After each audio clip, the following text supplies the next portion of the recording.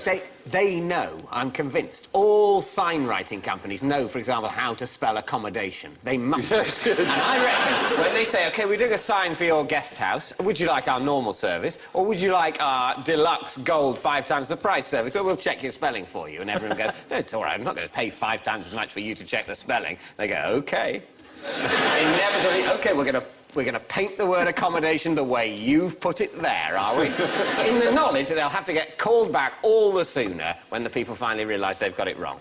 It's just every time you see accommodation properly painted and misspelt, the sign writer knew. Was bloody-minded. He'd putting it out there wrong, knowing he'd get a repeat gig all the sooner. You can see how long he's been looking for a flat.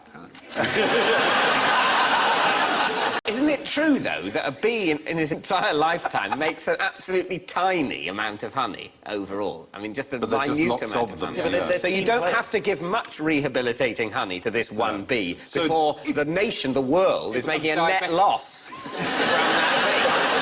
that bee.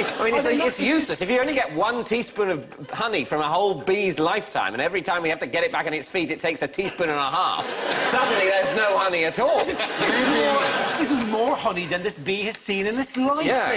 You're insulting it, apart from anything else. It's like showing a very tired mason a whole cathedral.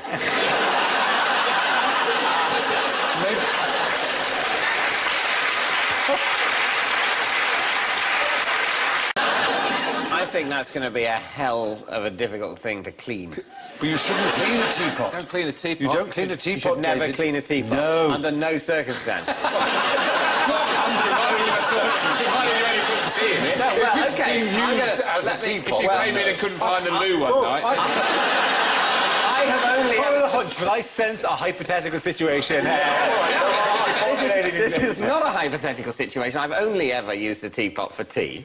But occasionally, if you make sort of tea in a teapot once in a blue moon when you can be bothered in a vague attempt to seem more civilised than you actually are, you then sort of leave, still got a bit of tea in it. Left some it to tea. go yeah, you rinse leave it out. No, you don't rinse it out because it you forget, stains. because immediately you're tired of being civilised and you want to go to the pub.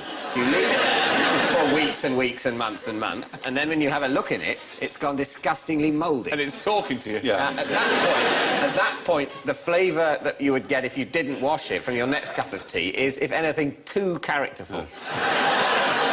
Also, you don't get many opportunities to sink the French fleet. And, you know, when the French fleet is just sitting there and it's not going to return It was fire, more of an old English it's just, you instinct. kind of go, look, we've got the French fleet, it's just there. We've got to sink it. We never mind that we're at war with Germany, but still, it's the French fleet. We will kick ourselves. Once it's